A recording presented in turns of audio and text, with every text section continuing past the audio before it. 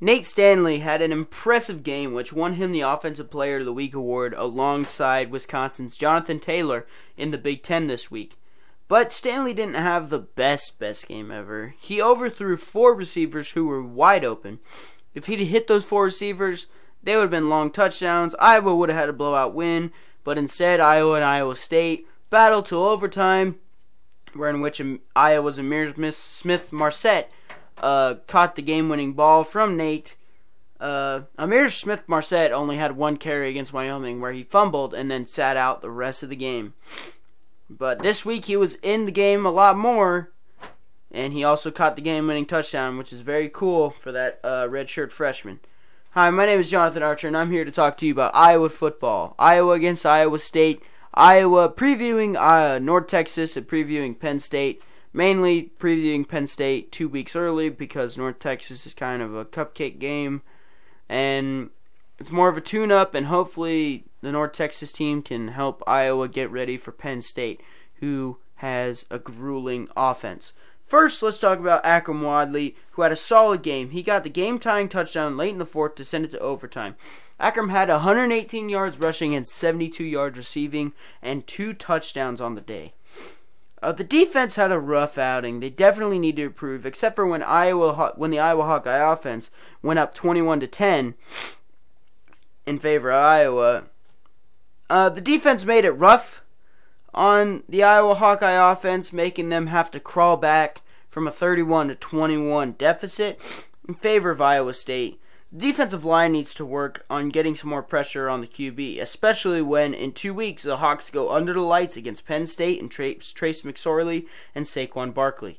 The Hawks defense also needs to work on filling the gaps and stopping the run game. David Montgomery ran all over the Hawks defense. Now, credit to the Iowa State offense, who works no huddle, who works really fast. They look to the sideline, they get the plays, whatever, and they work no huddle, and they just go. They're quick. That's one of the reasons why Iowa's defense struggled, but Iowa should have, still been able to stop that kind of stuff.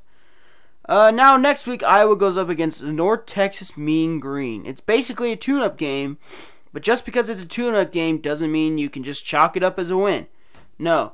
There have been plenty of upsets by teams who are considered bad and all that, considered tune-up games. ESPN gives Iowa a 91.3 chance of winning the game, so you should think easy win. But you got to account for that 8 or 9% chance for the Mean Green. It's got to mean something. Mason Fine is an excellent quarterback, already throwing for 648 yards and 6 touchdowns this season for North Texas. Iowa defensive back needs to shut down his receivers, Manny Ragumba, Josh Jackson, Michael O.J. Mudia, I learned his name, and Jake Travas and Miles Taylor need to have a solid game back there. Josie Jewell, Ben Neiman, and Bo Bauer need to have a better game than they had against Iowa State. Hopefully Josie Jewell is better for the game. He was having some apparent pain during the Iowa State game. On just 25 carries, Jeffrey Wilson of North Texas has ran for 212 yards and 4 touchdowns. Iowa's defensive front needs to, like I said, work on filling their gaps and shut down this shifty running back.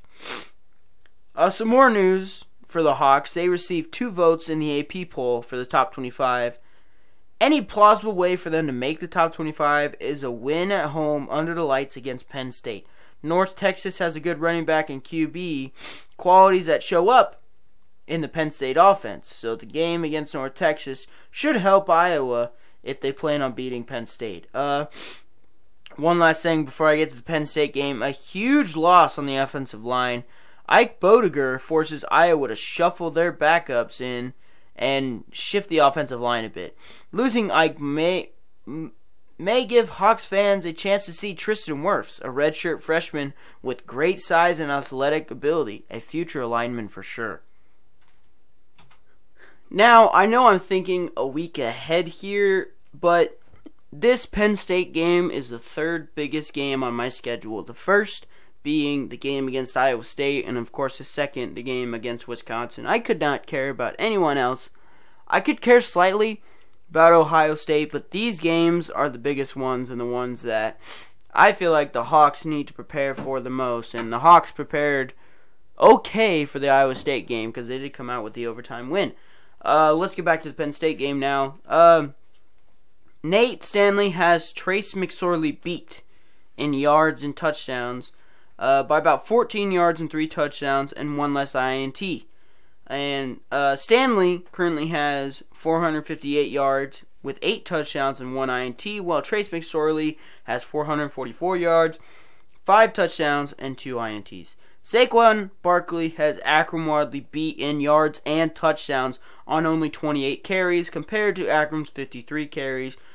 Saquon has him beat by a long shot. Iowa is going to have to shut him down before he can reach his secondary.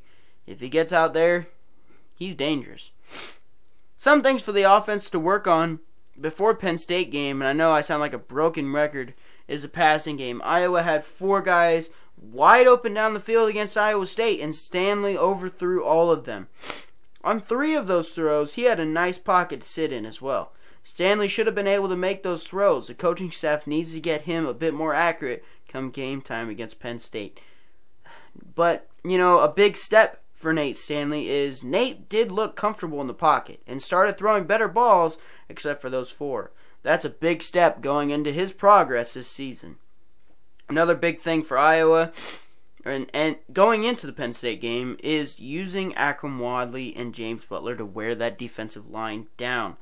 Especially with James Butler. James Butler is a power runner and he will run through you. And Akram Wadley needs to find ways to get into the secondary where he can become a very big threat. Now let's get into the Big Ten rankings because there's some major changes here. Iowa, no major change there. They stayed number 6. That's all cool. Penn State moved to number 1. Ohio State moved to 3, and Wisconsin moved to 2. As you may know, Ohio State took a big loss to Oklahoma State at home. The question for Ohio State is, should you start thinking of them as a team who won't make the college football playoff? And do you count Penn State as someone who will run the table this season for a national title? My answer is no, you don't. Ohio State has a great program under Urban Meyer. Do I think they'll run the table and win the national title? No, I don't think they will, but you can never be too sure. But you should not take them out of the question just yet. JT Barrett is a great quarterback who can lead the team anywhere in the college football landscape. And I know JT Barrett had some trouble throwing the ball, especially, against Indiana. He couldn't throw deeper than 15 yards. Like, all of his passes going 15 yards were just no good. But, it's whatever. He'll get better because, it's JT Barrett. Ohio State has a has a spectacular offensive line, and running behind that line is J.K. Dobbins, a freshman running back with 253 yards in just 2 games. Ohio State has easy games heading into the Big Ten play against Army and UNLV. Both teams coming to the Horseshoe. Of course, Ohio State already began Big Ten play against Indiana, but these 2 tune-up games should help the Buckeyes regroup before they head to New Jersey to play the Rutgers. The Wisconsin Badgers got the win over Florida Atlantic and their new head coach, Lane Kiffin. But the 31-14 win wasn't enough to impress the AP poll, and Wisconsin dropped down from the number 9 spot to now the number 10. Not a huge drop, but Wisconsin needs to go up against someone with a big win to impress the voters again and stay in the top 10. Now let's get back to Iowa. Lots of reshuffling on the offensive line with Ike Bodeger's injury, of course, and Boone Myers being limited with an ankle injury going into Saturday's game against North Texas. Now, Boone Myers isn't completely out, but he backs up the 2 positions. Sean Welsh was moved from right guard to right tackle, and Keegan Render taking over at right guard, and Reynolds taking over at left guard. Not much change, though, other than the offensive line. For the Hawks, the defense looks the same. The offense looks the same except for the offensive line, and hopefully Iowa uses this tune-up game to prep themselves for Penn State, because there are questions at the offensive line they need to answer this weekend. Nathan Stanley was named Manning Award Star of the Week for his 333 yards and 5 touchdown passes with 0 interceptions versus Power 5 NCAA team. Power 5 team in FBS, whatever, you know? Nate Stanley is a great quarterback. If he can hit those deep throws, those deep passes with his really fast and shifty receivers, he could be way better than what he already is. Stanley now has 8 touchdown passes on the season.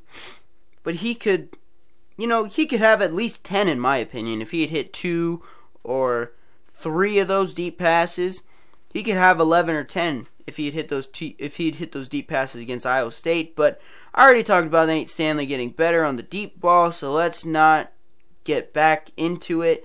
Let's talk more about Penn State and what I've seen from their offense against Akron and their in-state rival Pitt. Now, I know one thing for sure: Saquon Barkley and Trace McSorley are great players. But who are some other players on the team that give those two a big boost? How's about the offensive line? Got to give them credit. They create holes for Barkley to make his magical runs, and they keep good, excuse me, sorry, I screwed up, but they also keep a clean pocket for Trace McSorley to throw the ball, and all that, good stuff. Mike Gesicki was proven Trace McSorley's favorite target, catching 4 of Trace McSorley's 5 touchdown passes. Not even Trace McSorley's leading receiver, Deshaun Hamilton, who only has 6 receptions for 119 yards, has a touchdown pass from Trace McSorley just yet this season. Penn State's defense, in my opinion, could use some work, but I'm sure this tune-up game against Georgia State, they started their program in 2010, and they have not had a successful season yet. And no one knows about Georgia State. They've not had a successful season ever since they started up their program. So, this should be an easy game for Penn State. But, it should get Penn State ready for Saturday night against the Hawks. That's it for the day. If there's any major updates throughout the week, I'll be sure to look my way. My name is Jarchi, and I'll see you next time. Goodbye.